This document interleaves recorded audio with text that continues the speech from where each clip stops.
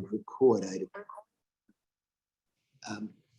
this is the first of two classes, two shiurim I'd like to give on a piece that I've been working through over the years, but now with an added nekuda, and that is the Torah's discussion, its narrative about zealotry. This past Shabbat, Toby and I were in Tel Aviv, and we joined our son and Shandy, his wife, and their little ones, Moshe Zalman and now Meital, who's all of 5-6 weeks old. And we walked from our son's home, son's and Shandy's home, from Kikar Hamdina to another spot in Tel Aviv called Kikar Rabin. And that's where Anat and Ariel, Anat Shabbat, our former rabbah, where they live, and we lunched with them. And they live literally at Kikar Rabin. And right there is the very, very spot. Right there is where Prime Minister Rabin was assassinated. And it was Shabbat, but they have a large screen and they have a video of that time and what led up to the assassination and the assassination itself is whatever they were able to show and its aftermath. And the narrative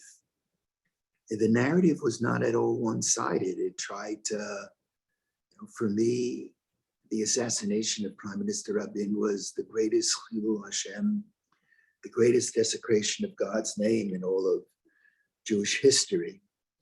And it was an event that really shook me very, very deeply because I was very anti-Rabin and I led many, many strong demonstrations, not only in America, but in Europe and in Israel against the prime minister.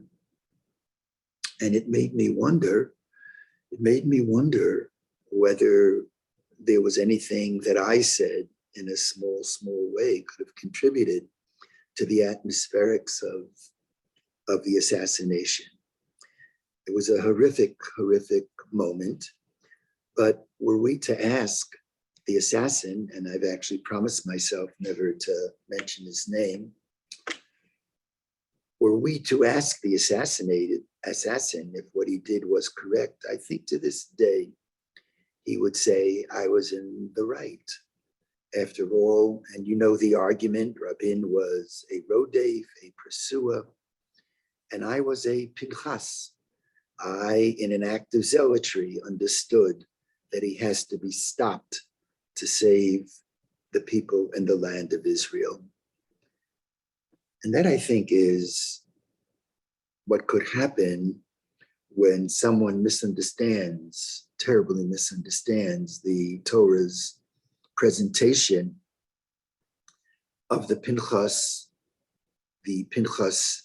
narrative. They were very, very difficult days. I remember that night, the night of the assassination, it was Motzei Shabbat, going down to the Israeli consulate. And as soon as I arrived, there were mostly people on the political left there. They pointed a finger at me, and I still remember some screaming, Avi, you joined in murdering Rabin. Very, very painful for me to hear those words. And I do remember being at demonstrations where at the anti-Rabin demonstrations, there would be those in the crowd who would scream out that Rabin was a traitor, a rotzeach, and I would say, no, this is not what this is about. We disagree with Oslo, but that doesn't, God forbid, he is not a rotzeach. He is the leader of Medinat Israel. And I wrote a piece called Mourning Rabin from the Right, which appeared in the Jerusalem Report, which perhaps Shuli will send out today, which speaks about some of these issues.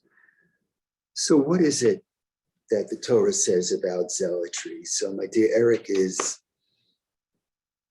going to put on the board, Bezrat Hashem, the end of last week's portion, Parshat Balak, and the beginning of this week's portion. So let me set the stage. This is after Bilam did not succeed in his desire to curse the Jewish people. He in fact blesses them. Vayeshev Yisrael Bashitim. And was a place called Shittim. Vayachel et Benot Moab. The men spoke, profaned themselves by whoring with the Moabite women. Now, of course, Bilam was the prophet, but he was hired by Balak Melech Moab. And there are those who point out that since the king of Moab did not succeed in having Bilam curse the Jews, so the daughters of Moab went out there and they did all they could to entice, to seduce the Israelites, and the Israelites were equally guilty. And then if we were to take this down to sentence 6, V'hinei ish mibnei Yisrael ba, vayakrev elechav et ha-Midyanit, leinei Moshe uleinei kol adat b'nei Yisrael. Many thanks to Eric for pointing to the exact words that we're reading. Vehema vochim petach ohel moed. Just then, a certain Israelite man came and brought a Midianite woman over to his companions, and they'll be named in later sentences, in the sight of Moses and of the whole Israelite community, who were weeping at the entrance of the tent of meeting. Much could be said about the Hema Bochim, who were weeping exactly what this means, but that will be for another time. We're continuing. Vayar Pinchas ben Elazar ben Aaron HaKohen, and Pinchas, the son of Elazar, the son of Aaron, the priest, Vayakam mitoch ha'edah, Vayikach romach biado. When Pinchas, son of Elazar, son of Aaron, the priest, saw this, he left the assembly and taking a spear in his hand, he followed the Israelite man into the chamber and stabbed both of them, the Israelite man and the woman, through the belly. Then the plague against the Israelites was checked, because there was a divinely inspired plague as the Israelites, taking the lead from this Midianite woman, Jewish man, as many as 24,000 died. But as soon as he killed the Israelite man and woman, the plague checks. And the sentence goes on. I'll read in the Hebrew, Vayiyu hametim b'magefa, arba'a ve'esrim olef. Those who died of the plague, number 24,000. And the text now continues. Let's take it in English.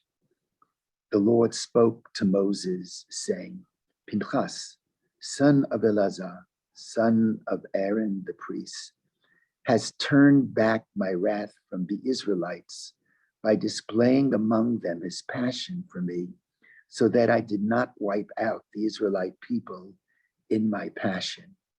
Now, that sentence is already a sentence which is from Parshat Pinchas, the portion being read in the diaspora this week.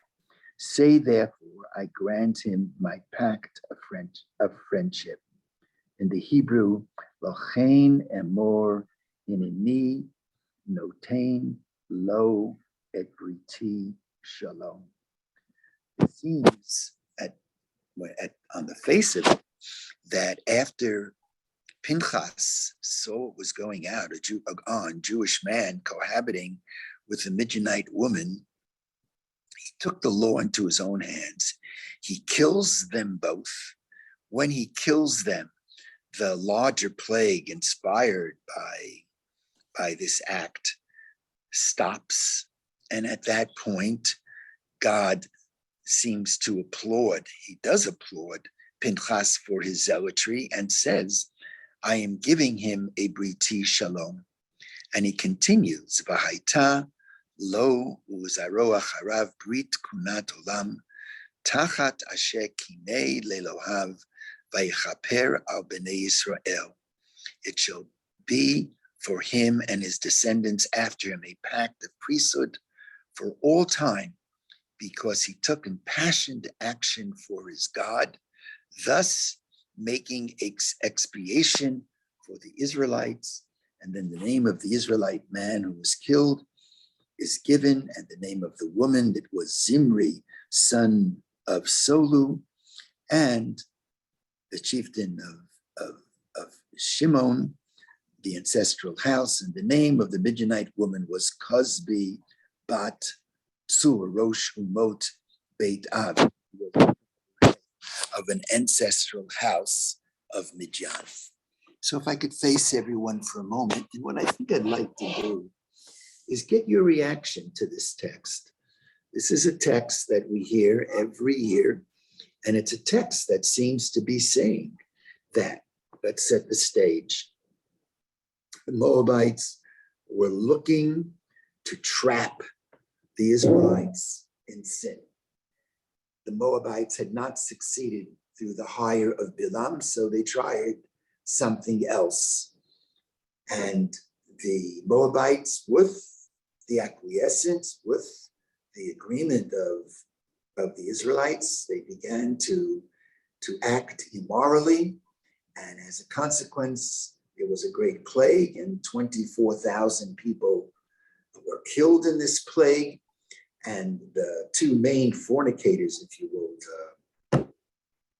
the people, the primary guilty ones, who we know now was Zimri and Cosbi. Cosbi was the Midianite woman. Zimri was the Israelite man from the tribe of Shimon.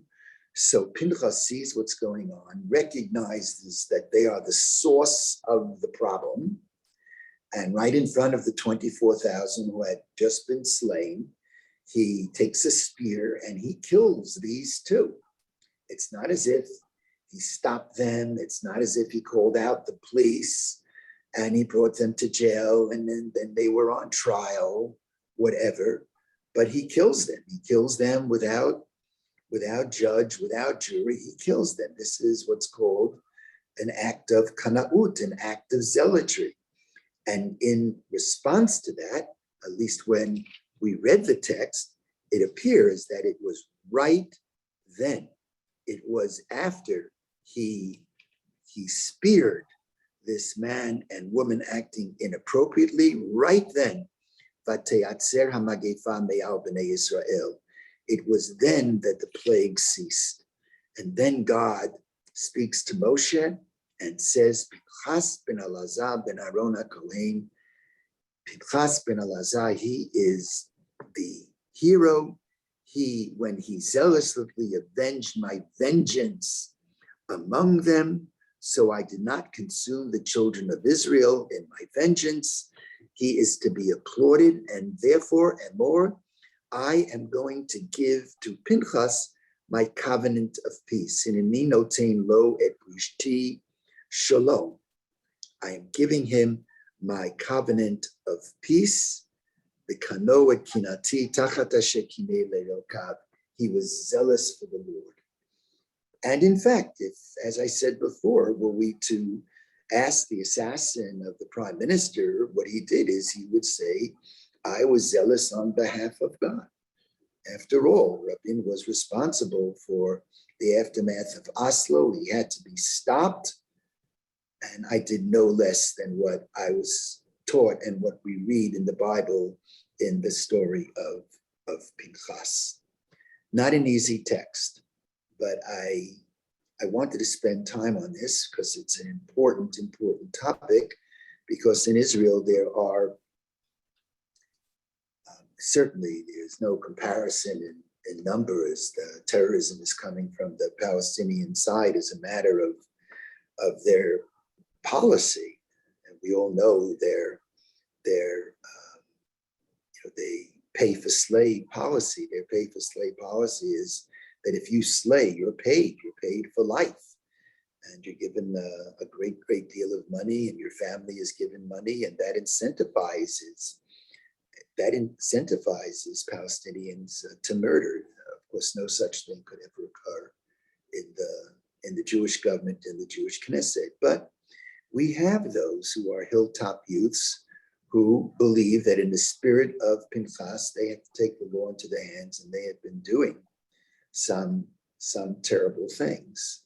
Like, for example, probably the greatest example in recent times was 25 years ago. Another name I promised not to mention was the person who went into the cave of Machpelah on that Purim day, and he murdered close to 30 Arabs who were in prayer.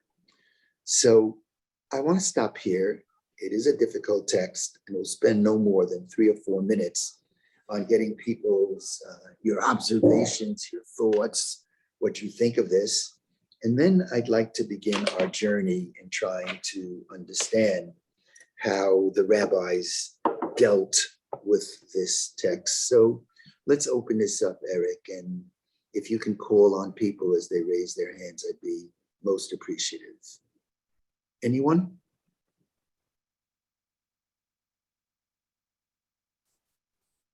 Okay, I see Vivian.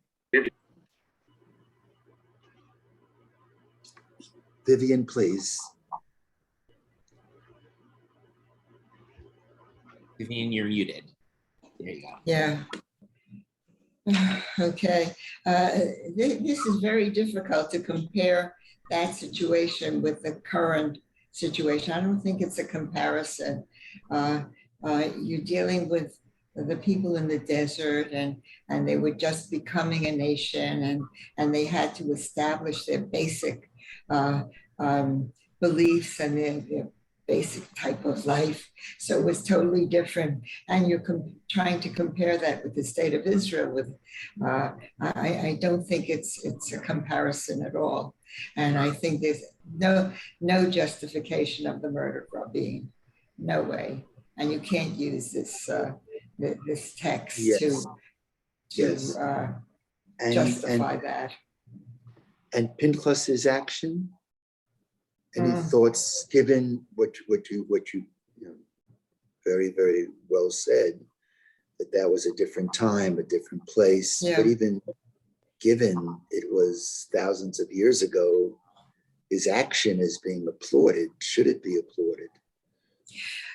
Well, maybe there's a justification for that, because the people these were the same people who had left Egypt, and they were just beginning to understand that there's a God, and that and there's a different way of life than the one that they had in Egypt, and maybe there was more justification for this violent act to teach them something. They needed to see that. They needed to have.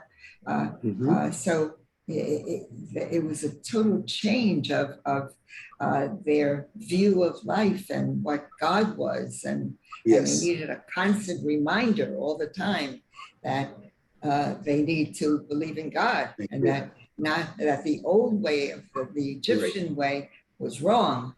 Time and time again it happened. Right. No, I appreciate that. I hear that. I mean, there are those who translate the Torah and understand it in a fundamentalist way, and don't appreciate how history evolves, and we can be in a different place today than we were then. And they interpret it strictly and say, well, they would argue there is no difference. But Vivian, your argument is, of course, so salient, it's right on. So thank you very much. Does anybody have any other thoughts on this, Ruby? Rabbi, the people who are just learning about God, I would be fearful that Pinchas would be then interpreted as a God.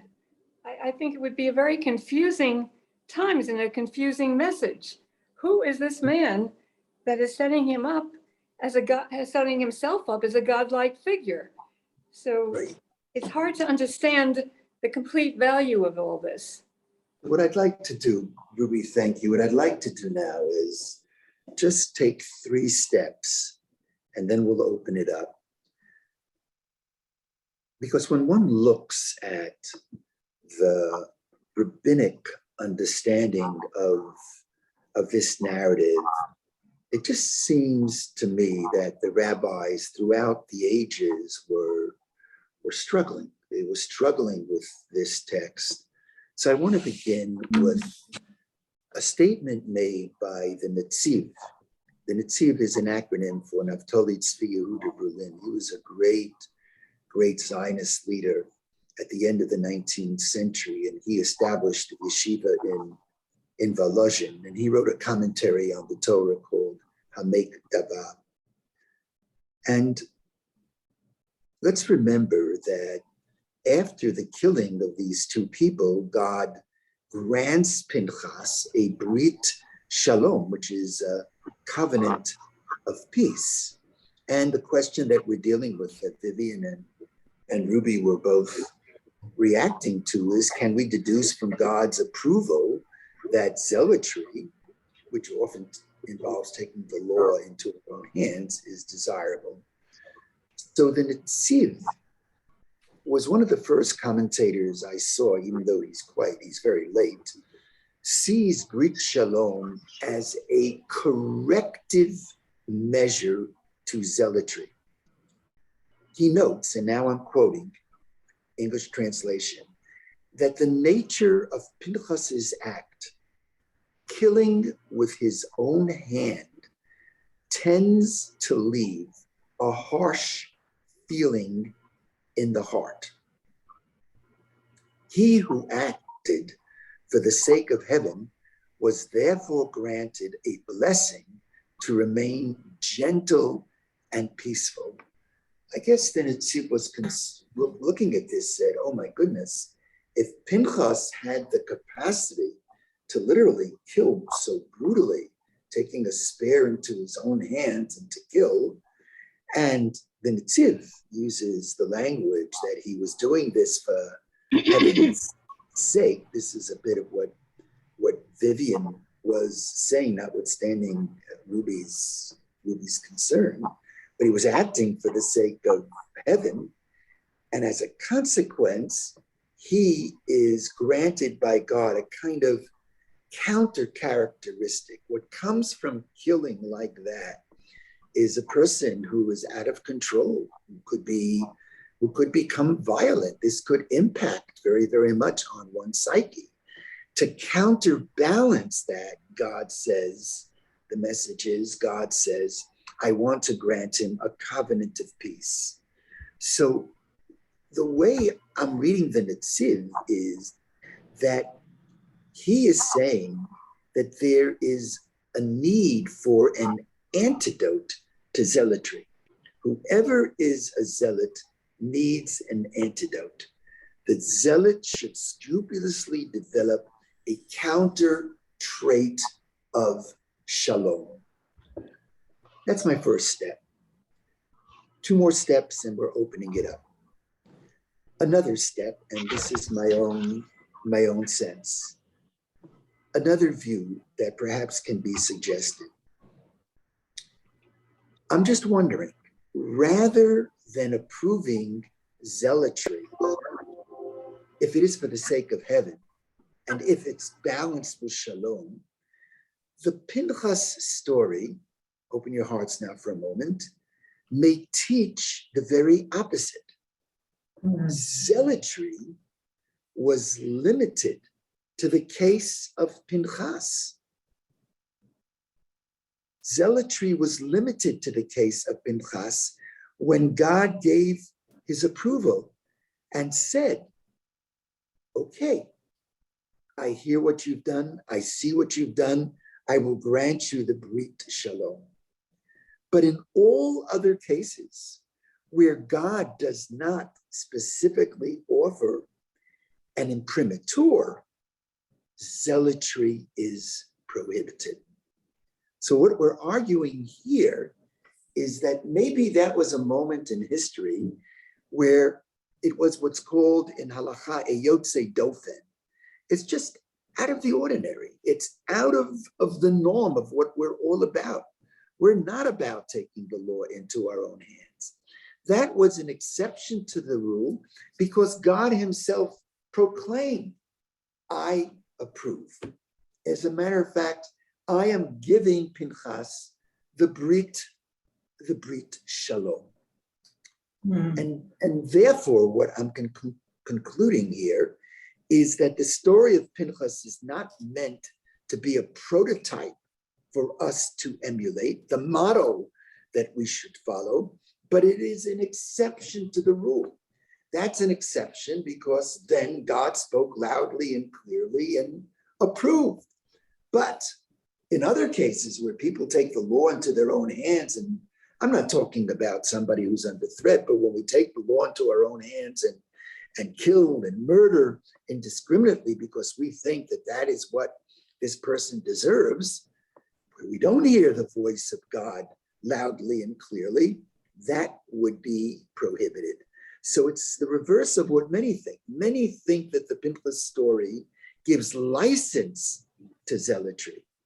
What we're suggesting in our second point is the contrary, that the story of Pinchas zealotry limits it to when God approves. But God doesn't offer that kind of approval these days. I have one more point to make, and then I want to open it up, but open your hearts. And I'd like to take a look at the book of Psalms, Tehillim, Perek Kuf Vav. We're now in, it's a long chapter in the Psalms. The Psalms is beautiful. I have the honor, whenever we can learn, for me to learn with my son, Dov. We've been learning Tehillim, although these days he's spending his days diapering his children, running after all three of them. So it's just so beautiful to see. But let's take a look at Tehillim, Kuf Vav, 106, and we're going to read from 28 to 31. Vayitsamdu leval peor. Now, we didn't read the sentence at the end of Parshat Balak, but the place where this Pinchas event occurred was in a place called Baal Peor. And the language in the Bible was also Vayitsamed. I'm looking into my Bible, if I can find it. Here it is. It's in 20. You don't have to go there, Eric.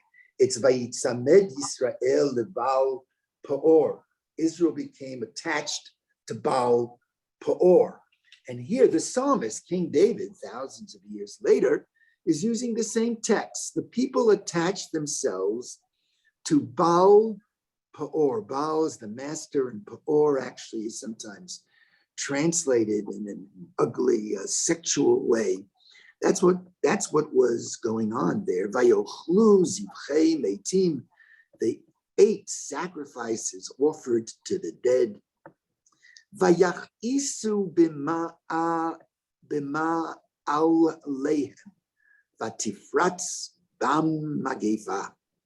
They provoked anger by their deeds, and a plague broke out amongst them. Here, the psalmist is recounting what occurred. They provoked anger by their deeds. The plague breaks out.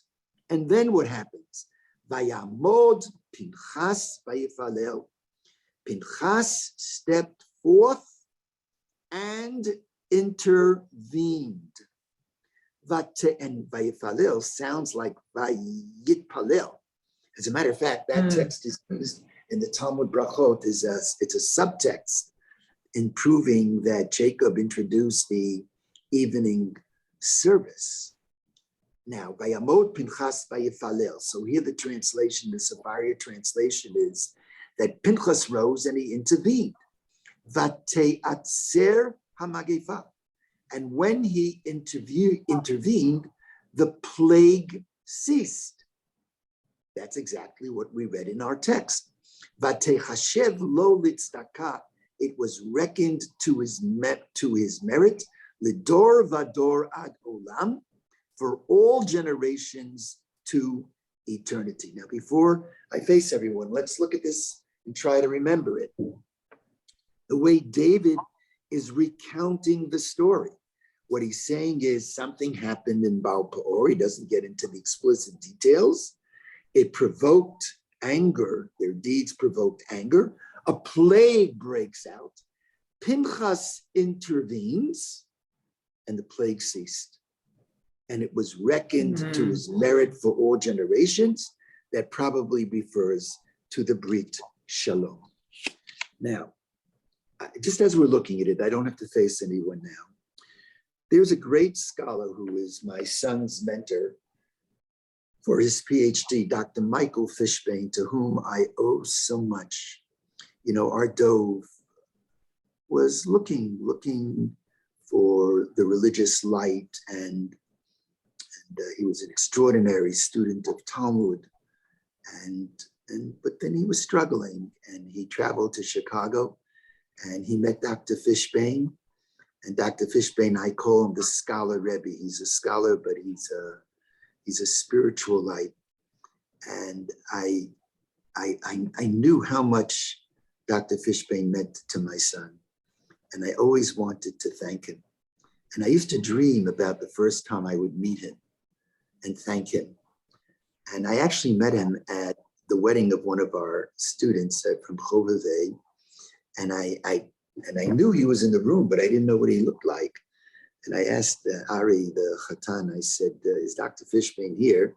And he pointed me to Dr. Fishbane, and I went up to him and I fell on his shoulders and I said, Dr. Fishbane, I owe you so much. You saved my life. You really were there for my Dove. We're talking about, you can Google his name. He's one of the greats.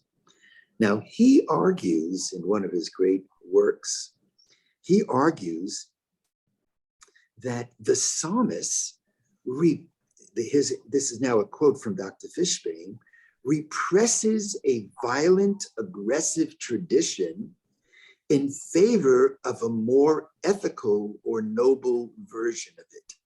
He introduces the idea of ethicization of content. He says that over the millennia, when in later writings, there is later writing where one could sense a discomfort with what had earlier occurred. And here, what he's suggesting is that the psalmist, King David, is way after the story of Pinchas. If we look at the text, nowhere in the text is there a vivid description of what Pinchas did. It doesn't say Pinchas stepped forth and he took a spear and he killed them in the gory detail that is mentioned in the Bible. All it says is Pinchas stepped forth and intervened, and the plague ceased, and it was reckoned to his merit for all generations to eternity. It is quite something that this is being shaped in a much more ethical way, perhaps reflective of the psalmist's discomfort with what Pinchas did. If I can face everyone. My son, Dove, quotes Dr. Fishbane in his book, Pious Irreverence. That's the book in which he maps out what is called the theology of protest. Do we have a right to protest God? And he points to a piece in the Talmud found in Sanhedrin 82. Now, for this, you have to really open your hearts, because the Talmud is even going to take it further than Dr. Fishbane. And the Talmud is going to reinterpret the verse from the Psalms to have Pinchas ending the plague with an act of protest, not against the Israelites, but against God. Now, this is not simple stuff, but let's go to the piece of Talmud in Sanhedrin, and God willing, we'll read it, and I hope you'll find it of some meaning. So let's make that a bit larger so I could read it, and let's see what it says here. Now the Talmud is discussing this incident. This is thousands of years after the book of Psalms. Pinchas came and slammed them on the ground before the omnipresent and said before him, now who's the them? Who did he slam to the ground? Well, as we're going to see, what happened here in this plague is there was harlotry, there was inappropriate sexual behavior, and a plague breaks out. It started from this Midianite woman and Israelite man, the Shimonite, Zimri and Cosbi. And in this plague, 24,000 people were killed. Now, when the Talmud says Pinchas came and slammed them on the ground, basically, he didn't slam all of them on the ground, literally, but he's using the 24,000 people who were slain as props. And he kind of slams them on the ground before God, and he says, Ribono shel olam, al ele yiplu chavdalid elef Yisrael, Master of the universe, will 24,000 of the children of Israel fall due to these sinners? In other words, yes, it's not even clear whether they were all sinning. Maybe they were watching or whatever it is, but certainly they were not the key guilty people. So 24,000, he said, Pinchas says to God, will 24,000 die because of the sin of these two individuals, as it is stated? And those that died in the plague were 24,000. And then the Talmud concludes this opinion of, I think it's Rabbi Yochanan, that V'hainu dichtiv vayamod Pinchas vayifalel. And that is the meaning of that which is written, and Pinchas stood and wrought judgment, and the plague was stayed. So if I can face everyone for a moment, look what's happening here. Look how far we've come.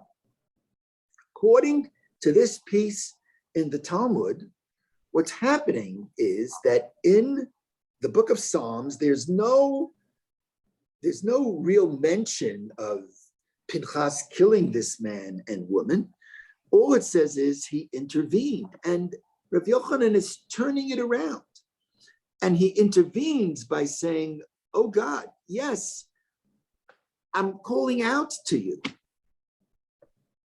These two individuals were wrong, and indeed they deserved death. And maybe Pinchas at that point, even according to the Talmud, kills them.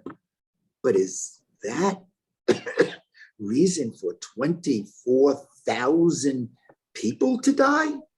Now let's look at the second opinion, and it gets even sharper. So let's look at that second opinion in the Talmud, and I'm going just another 3 or 4 minutes, and then I want to hear your thoughts. And so the second in the Talmud is Amar Rab Elazar, Vayit Palel Lonema, Ella Vayifalel.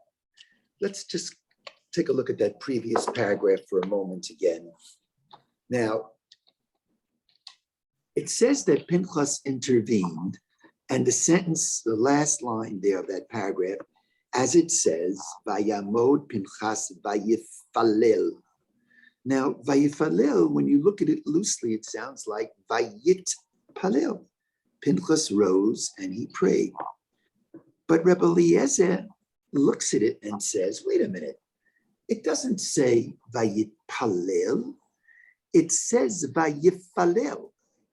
Vayifalel doesn't mean and he prayed, but rather Vayifalel means something very, very different.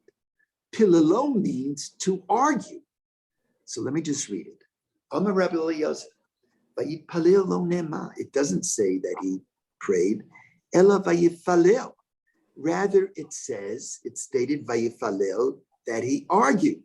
Let's first take it in the English then. This teaches that Pinchas, as it were, wrought judgment, pililut. Pililo means to judge, to argue, with his creator. Now let's go back to the Hebrew. What does the Hebrew say? It doesn't say vayipalel, ela vayifalel, melamed kevayacho, shasa plilut im kono. He was arguing strongly with God, kevayacho, with God. And what was the argument? He argued and he said, kevayacho, with God. He was arguing on the justice of punishing so many. If I could face everyone, I'm almost through. So for Dr. Fishbane, when he looked at the book of Psalms, he argues that since the psalmist doesn't talk about the actual spearing and killing of the two, that the psalmist represses a violent, aggressive tradition in favor of a more ethical or noble version of it. Now, the Talmud is taking it even further. The Talmud reinterprets the verse from the Psalms that Pinchas ending the plague with an act of protest, intervening. He's protesting not against the Israelites. He's protesting against God. Here, God is stopping the plague not after Pinchas brazenly kills, but after Pinchas brazenly demonstrates against God for his overreaction. That's the Briti Shalom. Those were the words of my son. That's the covenant of peace. The covenant of peace was not that he killed the man and the woman. The covenant of the peace was he radically challenged God and said, okay, it's one thing for these two to die. They deserve death, and he killed them. But is that reason enough for you to kill 24,000? It turns the whole meaning of this text on its heels. Let's go back to the text just for a moment. Let's go back to chapter 25. Let's take a look at it. What does it say? Rabbi, just for one moment, please. Rabbi, can I say something? Yes. I've been trying to also. I am thinking that the plague really is syphilis. And that once people stopped behaving the way they did, the syphilis ended. I Yeah. have another thought if I Yeah. can say something, Yeah.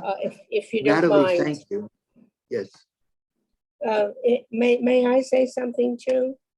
of course. It's very interesting, but I'm tired of people trying to interpret something that happened. You know, what did God said or what God didn't say or didn't want to do. The fact remains, we talk about killing people or whatever. If the act against Hitler, if they would have killed him, it would have saved quite a few people. I'm not even mentioning the amount, but if that would have happened, then so there was something that should have been done with the killing. When you talk about would say that during the formation of Israel, the British were hanging other people. When they hung 2 British soldiers, the British stopped hanging. The fact remains is that you can't have justification and say, oh God, do this or not do this. Things happen because people are the way they are.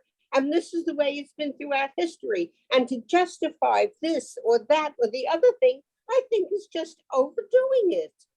Mm-hmm. No, I'm thank sorry, you, Estelle. that's the way I feel. No, absolutely, Estelle. No, Yeah, but Rabbi, look. Yeah. When they were came out of Egypt, they had freedom. Well, what do you do with freedom? That's why the 10 Commandments teaches them how to behave, so that this is how you behave when you have freedom. This is a choice that you make, and you follow this precept, and you live well and peacefully together. And I think what Pinchas was trying to do was to get people back on the road to following the commandments. Oh, you know, I'm just sick of people trying to do things or not things. People are the way they are. and they do the way they do. If they're mean, they're mean. I'm You know, sorry. I hear what everyone is saying. I read this text from the Gemara, from Sanhedrin. The text for me, and here I'd love to get your reaction to this. The text in Sanhedrin, I think it reveals the rabbis' discomfort. They were not comfortable with what occurred there. Yes, Estelle, I don't take away from what you said. You're really, it's so, I don't mean this, I mean this from my heart, that, you look at the text and you translate it the way it should be translated, and that's very noble. But all I'm pointing out is that the rabbis in the Talmud thousands of years later, they were very uncomfortable with it. And they were deeply, and frankly, they don't say they were uncomfortable with it. They don't themselves say, I don't like what Pinchas did, but they reinterpret the text. It's almost like, they're like a ventriloquist. What they're feeling, they're putting into the story of Pinchas. But wouldn't you agree with me, Estelle, that from the Talmudic text, which is the oral tradition, the Torah Sheba'al Peh, there is a great discomfort. That's what they're saying. They're saying that Pinchas is saying to God, well, is this reason to kill 24,000? He's saying Vayitpalel means not that he prayed, but that he argued. He argued with God. Is this justice? So that's all I'm saying, is that the rabbis were within their own hearts and souls. They were not happy with what unfolded, even though I think they accepted that that's what occurred, but they weren't happy with it. Well, that's tough. Right? Right? Anybody aside from Estelle and Natalie, anyone have I any see thoughts on Matt this? has his hand raised, and I see Miriam also has her hand raised.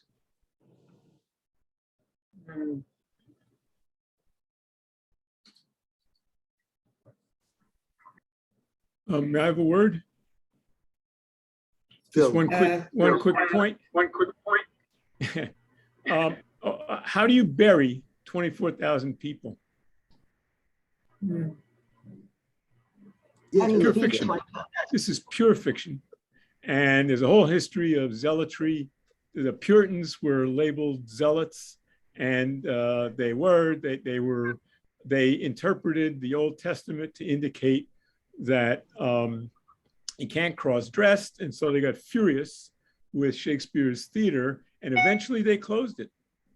They closed Shakespeare's theater because they were not allowing women on the stage, and they were addressing boys and men as women.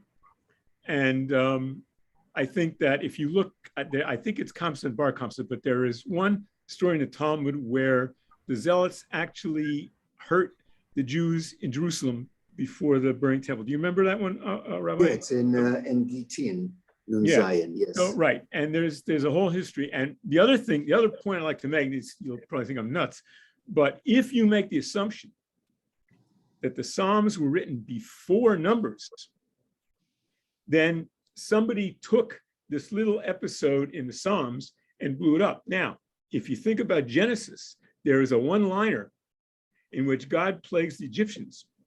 And if you think about that, that's blown up into Exodus. So all these things, from my point of view, granted I'm a retired professor of literature, but all these things to me seem fiction. I mean, all the Jews killed in the Megillah. Remember at the end of the Megillah, they kill all those people. Of course I do. Yes. Yeah, I mean, that's very and difficult. there are professors, and I agree with them, who consider the Megillah a satire. And it's very difficult to deal with these texts. And I couldn't agree with Estelle more. I think Estelle is right on target. And what's happening, in my view, is Rabbi Elazar is projecting his sub-self onto the text. Yes, and I think we're in agreement on that. That Rabbi Elazar was very uncomfortable, and he projected his feelings without saying it himself. probably would have been too dangerous for him to say it in Right. his own name. So he says, Right. no, Are you kidding what am me? it's not me, it's Pinchas. I don't know. Phil, what do you Exactly. think, Phil? Exactly. Just there's a video called "You Want It Darker" by Leonard Cohen, and I found it because Rabbi Jonathan Sachs has a 5-minute lecture from a hotel room in which he talks about Leonard Cohen. What he says is, in this video, Leonard Cohen is furious with God, but he loves God. I mean, it's a Carlin joke, okay? But the thing is that Rabbi Sachs is also furious with God, and Rabbi Sachs agrees with Leonard Cohen. Yeah. But Rabbi Sachs is not going to say that, and unfortunately, he's ZL, and I love him. I mean, I'm saved most of his lectures. I love him. He's great, but I think he's a tortured man, and I think he just presented an image that is not like him, like most people do, including Let's me. go with, thank you, Phil. Is Phil still on? I hope so. No, I think he's off. I see Miriam's hand raised and also Helen. Yes, well, my hand was raised from the very start, so it's not quite on this particular aspect of the story, but I was confused by the seeming inconsistency or lack of parallelism. At the beginning of the chapter, it says, they profane themselves by whoring with the Moabite women. And here, the woman involved, Cosby, was the daughter of the Midianite chieftain, just like Zipporah, the wife of Moses, is the daughter of Yitro, who is also a Midianite chieftain and priest. Excellent. And who advises Moses about, how to deal with the judicial matters. Now, this is happening not in their history, but in their lifetime. So why the switch from the Moabites to the Midianites? And why was there such a hullabaloo about what the Midianites were doing? They were doing that when Moses married Zipporah. Right. Marriage was in existence. So how do we know that Cosby, that Zimri wasn't going to marry Cosby? I see. Mm-hmm. I'd like to think about that a little bit, but so you see the two acts as maybe being parallel. Moses with Zipporah, the Midianite. Because they insist on indicating that her parentage or legacy, that she's the daughter of the Midianite chieftain. So why do they identify her that way? And at the beginning, it's the Moabite women. It's a beautiful point. I frankly did not notice that, and I think it's a beautiful point. I want to think about that. Well, it's a great point, Miriam. So thank you.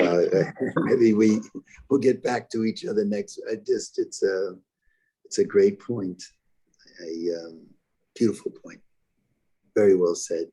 I do want to just say this, that I don't take away from what Lance, who obviously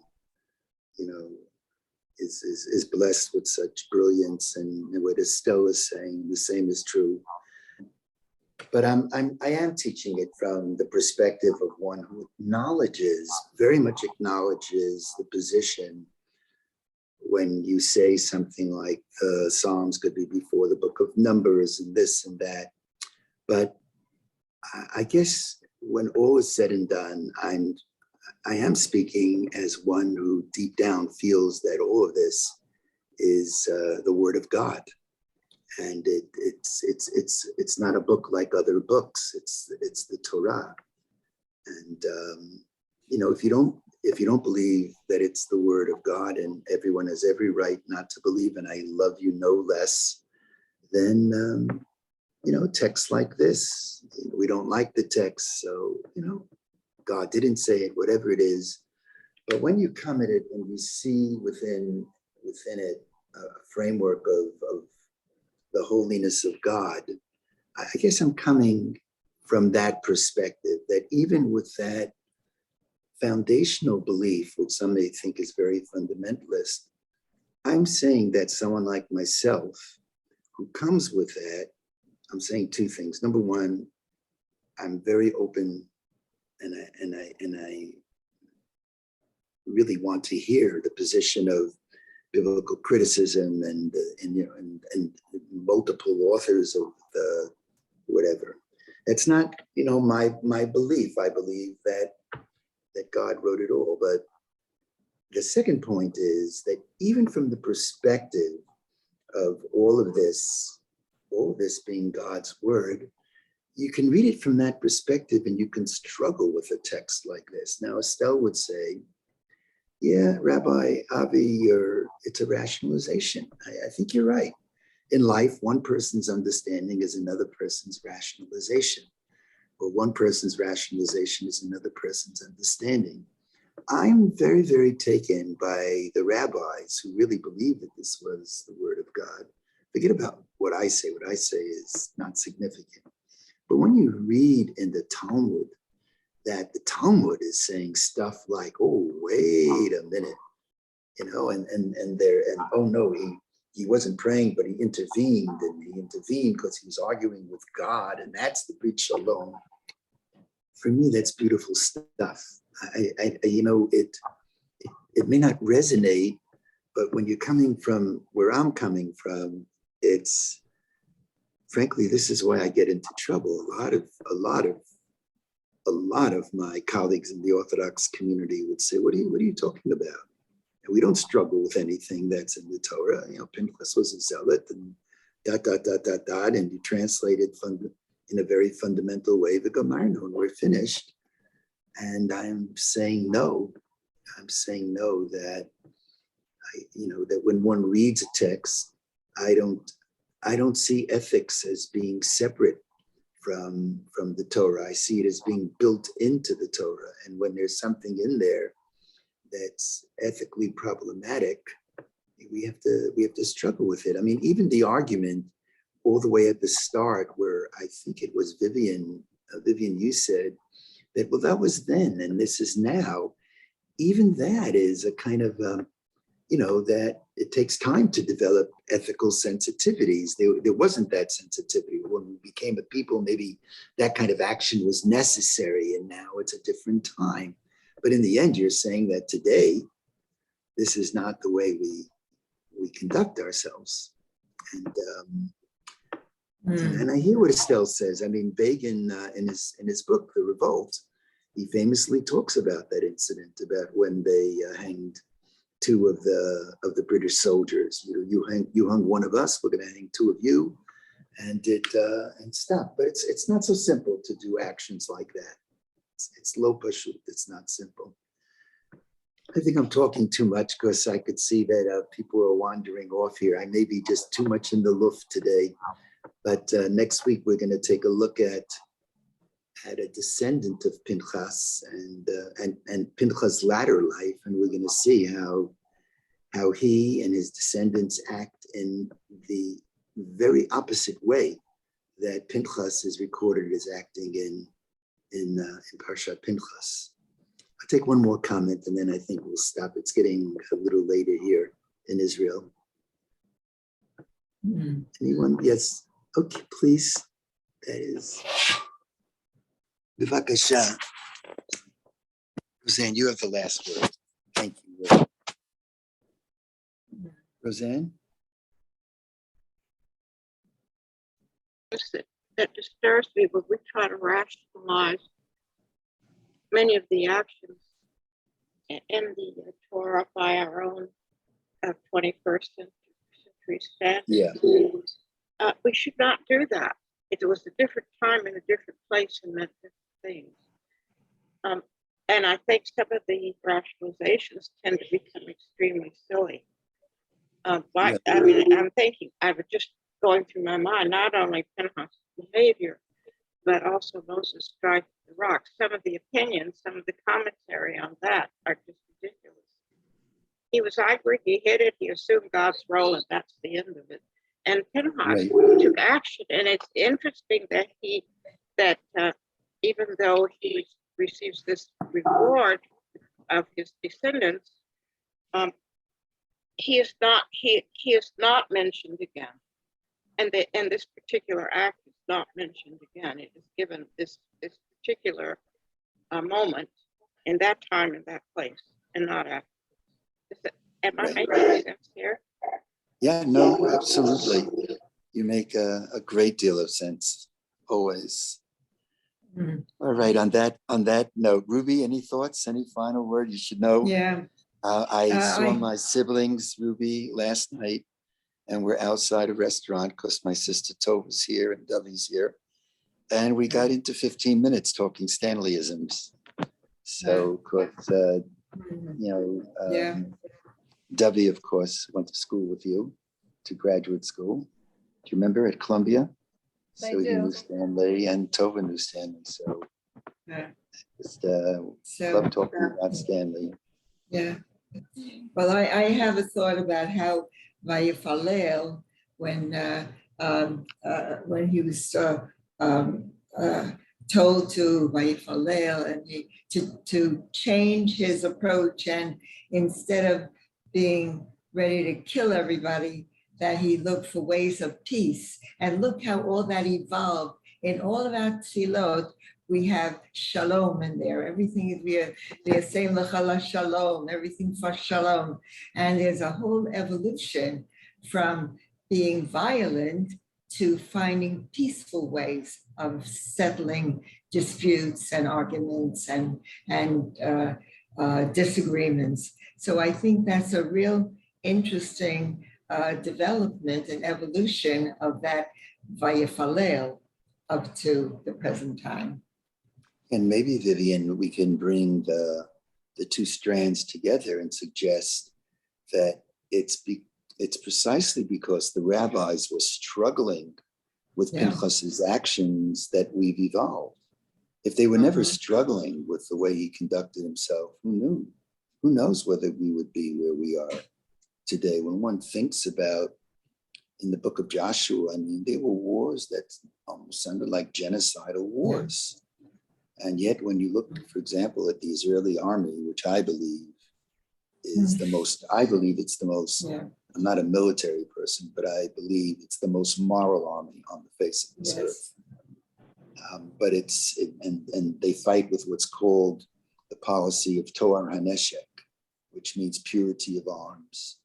I mean, who drops leaflets telling people to get out of the house with bombing? We all know, and who goes into Jenin that they could knock out from the air and kill everyone, and they go in with soldiers, and we lose our own soldiers as we go into battle. We're coming from that history of the book of Joshua, and look where we are now. But we are where we are now, of course, when one studies the Talmud and in chapter 8 of Sanhedrin, and there are discussions about our perspective of war. The rabbis were struggling. They were struggling with the book of Joshua. They struggled with Amalek. They struggled with all of that. And I guess that's what I'm presenting here. I'm presenting here the struggle. Now, Estelle would say that that's, so let's face facts, it was what it was. And there's truth to that. But the struggle itself means that there was a discomfort with the way it was, and therefore the need, Roseanne, to take it to something different, to grow as time evolved. With that, I think we'll just draw this. Eric, I want to thank you very much. But give maybe Eric 2 weeks from now, maybe you'll do it. If you're up to it, you'll let us know. Let me check. If not 2 weeks, maybe in 3 weeks, but we'll talk about it. Figure it out. I'll take 3 weeks. I'll take what you can give me. Thank you so much, everybody, for being on. And Moshe, everybody, just a wonderful, wonderful Shabbat to everybody. God bless you. Take care. Shalom. Thank you, Rabbi. Thank you so much. Shalom. Thank you, Rabbi. Yeah.